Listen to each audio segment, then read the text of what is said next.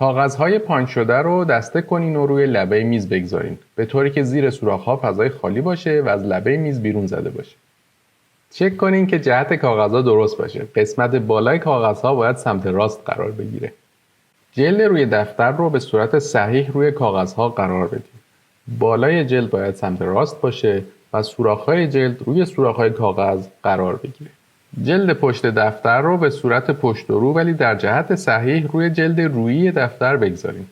بازم قسمت بالای جلد باید سمت راست قرار بگیره و سوراخ‌های جلد پشت بر روی سوراخ‌های جلد رو منطبق بشه. جلد پشت رو یه سوراخ به سمت چپ بکشین تا سوراخ اول فقط شامل جلد رو و کاغذها باشه. با قرار دادن سر انگشت شست بین حلقه اول و دوم فاصله بندازید. دقت کنید که سیمی فنر کج نشه و فقط از انعطاف فنر استفاده کنید. با یکم تکون دادن دفتر و بازی کردن با فنر سعی کنید فنر سیمی رو داخل سوراخ اول از سمت راست بچرخونید. حلقه دوم و سوم و بقیه رو هم به همین ترتیب با رد کردن فنر سیمی از سوراخ‌ها انجام بدید. بعد از رد کردن سیمی از همه سوراخ‌ها جلد پشت رو برگردونین تا دفتر به حالت بسته در بیاد. توجه داشته باشین که فنر سیمی با توجه به مقدار کاغذ و تعداد سوراخ‌ها برش خورده و نیازی به برش مجدد نیست. برای تمیزتر خم کردن ابتدا و انتهای فنر سیمی از یک چنگال کوچیک میوه‌خوری استفاده کنید. اول فنر رو اونقدر بچرخونید تا سر و ته اون در دورترین نقطه از دفتر قرار بگیره. بعد در حالی که انحنای چنگال رو به پایینه انتهای فنر سیمی رو در اولین شکاف از سمت راست چنگال قرار بدین.